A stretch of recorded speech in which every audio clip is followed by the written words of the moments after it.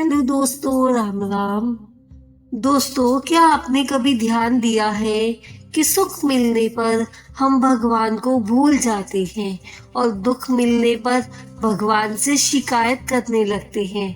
अगर जीवन में सुख आए तो हम घमंड में आ जाते हैं और दुख आए तो टूट जाते हैं। लेकिन श्री कृष्ण कहते हैं, जो व्यक्ति सुख और दुख में एक सा रहता है वही सच्चा विजेता है। दोस्तों, आज की यह गीता कथा आपको सुख से बहकने नहीं देगी और दुख में टूटने नहीं देगी। प्रिय भक्तों, आप सुन रहे हैं भक्ति बिट्स चैनल पर हमारी यह कथा। आज हम शुरू कर रहे हैं श्रीमद् भागवत की वह की कथा जो हर इंसान के साथ जुड़ी है, सुख दुख में समान रहने की कला। यह कथा केवल सुनने के लिए नहीं है बल्कि जीने के लिए है। दोस्तों, हम सब जानते हैं कुरुक्षेत्र का दृश्य। उस युद्ध भूमि में एक ऐसा योद्धा था जिसके हाथ कांप रहे थे। वो था अर्जुन। अर्जुन अपने सगे संबंधियों को अपने सामने देखता है और उसके मन में बहुत सारे प्रश्न उठ जाते हैं, जैसे कि यदि मैं जीत गया तो सुख मिलेगा, लेकिन यह सुख अपनों की मृत्यु से होगा।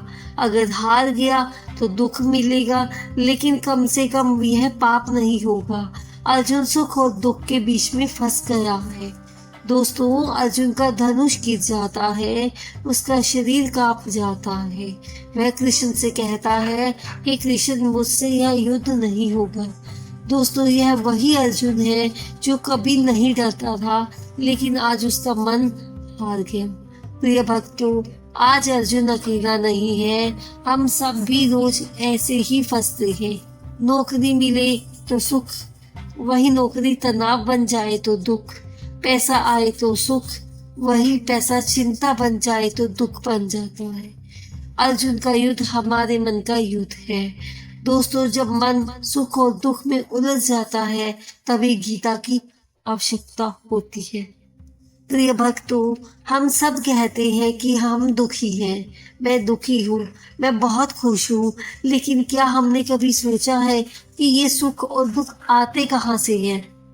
दोस्तों, गीता के एक श्लोक में कहा गया है, मात्रा स्पर्शास्तु कांतेय शीतोषण सुख दुखदा आगमापीनो नित्या ताचे तिक्ष भारत। इसका मतलब है, हे अर्जुन, सुख और दुख इंद्रियों के स्पर्श से पैदा होते हैं। वे आते हैं और चले जाते हैं। यह वाक्य श्री कृष्ण ने अर्जुन को समझाया था। उदाहरण के लिए, ठंडी हवा सुख का अनुभव करवाती है, वही हवा बीमारी का जब अनुभव करवाती है तो हमारे लिए दुख बन जाती है। जब कोई हमारी तारीफ करता है तो हमें सुख मिलता है, वही तारीफ की आदत हमें पड़ जाती है, और अगर वो बंदा हमारी तारीफ नहीं करता तो हमें दुख लगता है। सुख और दुख स्थायी नहीं है। दोस्तों, जब मन चाहता है तो सुख मिलता है, जब मन की इच्छा टूट जाती है तो हमें दुख मिलता है। इसीलिए श्री कृष्ण कहते हैं, मन को स्थिर करना सीखो। दोस्तों, जो सुख और दुख को स्थायी मान लेता है वही दुखी रहता है। दोस्तों, गीता का यह श्लोक सुनो, योगस्थ कुरु कर्माणि संतय कृत्वा धनंजय सिद्ध ये सिद्धियो समो भूत्वा समतम योग उच्यते। मतलब, कर्म करो, फल से मत छिपो। सफलता मिले या असफलता, मन समान रहे, यही समतम योग है।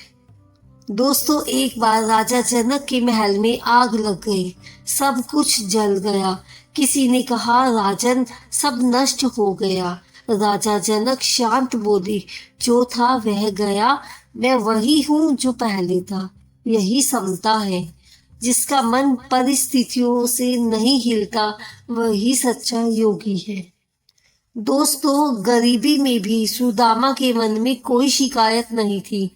कृष्ण से मिलकर भी कुछ नहीं मांगा। सुख आया फिर भी मन नहीं बदला। दोस्तों, मीरा को अपमान मिला, जहर दिया गया, उसका तिरस्कार हुआ। फिर भी मीरा बोली, मेरा सुख और दुख केवल गिरधर गोपाल है। प्रहलाद के समय में पिता ने यातनाएं दी, लेकिन प्रहलाद का मन नहीं डिगा। दुख आए तो भी नारायण, सुख आए तो भी नारायण। दोस्तों, आज अगर कोई बुरा बोले, मेहनत का फल ना मिले तो हम टूट जाते हैं, लेकिन गीता कहती है समतव रख सीखो, यही मुक्ति का मार्ग है। जो व्यक्ति सुख में बहता नहीं, दुख में टूटता नहीं, वही जीवन को जीत लेता है। प्रिय भक्तों, जीवन में सबसे कठिन समय वह नहीं होता जब दुख आता है। सबसे कठिन समय वह होता है जब अपमान मिलता है, मेहनत के बाद भी परिणाम नहीं मिलता और अपने ही पराये हो जाते हैं। यही मन टूट जाता है। दोस्तों, अगर आपके बारे में कोई गलत बोले, आप चुप रहे, फिर भी बात फैल जाए, तब मन कहता है मैंने क्या बिगाड़ा था। पर श्री कृष्ण कहते हैं जो व्यक्ति अपमान में भी अपने भीतर क्रोध नहीं पालता, वही समतव को समझता है। दोस्तों, गीता कहती है मान सम्मान मन का विषय है, आत्मा का विषय नहीं है। दोस्तों, जब हमें बिजनेस में नुकसान हो जाता है, नौकरी में रिजेक्शंस मिलते हैं, मेहनत के बाद भी सफलता हाथ नहीं लगती, इसीलिए हमें दुख होता है, क्योंकि हमने परिणाम को अपना मान लिया होता है। श्री कृष्ण कहते हैं तू कर्म का अधिकारी है, फल का नहीं। जब यह बात हृदय में उतरती है तो दुख हल्का हो जाता है। दोस्तों, एक बार संत तुकाराम के भजनों को नदी में फेंक दिया गया था, लेकिन वह नहीं रोए, बस बोले अगर भगवान चाहेंगे तो वही भजन मुझे वापस मिल जाएंगे। और कुछ दिन बाद भजन नदी से वापस आ गई। जिसने समता रखी उसे भगवान ने थाम लिया। प्रिय भक्तों, जो अपमान और असफलता में अपने मन को संभाल ले, वही आध्यात्मिक रूप से मजबूत हो जाता है। प्रिय भक्तों, सिर्फ ज्ञान से मन स्थिर नहीं होता, मन को स्थिर करती है भक्ति। दोस्तों, भक्ति हमें सिखाती है सुख आए तो धन्यवाद करे, दुख आए तो समर्पित कर दे। भक्त कहता है जो भी है तेरी इच्छा से है, यहीं से समता जन्म ले लेती है। गीता के एक श्लोक में कहा गया है यस्मा त्रो द्विजते लोको लोका त्रो द्विजते च ये हर्षम भयो द्वेगे मुक्तो य सच में प्रिय। मतलब जो ना किसी को दुख देता है, ना स्वयं दुखी होता है, वही भगवान को प्रिय है। दोस्तों, एक भक्त ने राजा के आश्रम में शरण ली। राजा ने भक्त को इनाम भी दिया और सजा भी दी। भक्त हर बार बोला जो मिला तेरी कृपा से। राजा हैरान रह गया कि यह कैसी समता है। दोस्तों, परिस्थितियां जैसी भी हो, भक्ति हमें परिस्थितियों से ऊपर उठा देती है। श्री कृष्ण कहते हैं जो सुख दुख में समान रहता है वही स्थित प्रज्ञ है, लेकिन वह दिखता कैसा है? उसके जीवन में जब खुशखबरी आए तो वह शांत रहता है, बुरी खबर आए तो उसे संयम हो जाता है। ऐसा व्यक्ति भीतर से मजबूत हो जाता है। दूसरा लक्षण है कि आज का मन किसी का सुख देखकर दुखी हो जाता है, किसी का दुख देखकर सुखी हो जाता है। स्थित प्रज्ञ व्यक्ति तुलना नहीं करता। ऐसे व्यक्ति में तीसरा लक्षण यह होता है कि उसे भविष्य का भय नहीं होता। बीते हुए कल का क्रोध नहीं होता, वह जानता है सब बदलने वाला है। दोस्तों, एक चोर ने साधु का सब कुछ छीन लिया था। साधु मुस्कुराए। उन्होंने कहा, जो ले गया वह भी खाली हाथ जाएगा। मतलब जो भीतर से शांत है वही सच्चा सुखी है। दोस्तों, अब जान लेते हैं दैनिक उपाय। दोस्तों, रोज सुबह 11 बार ओम नमो भगवते वासुदेवाय का जप करें।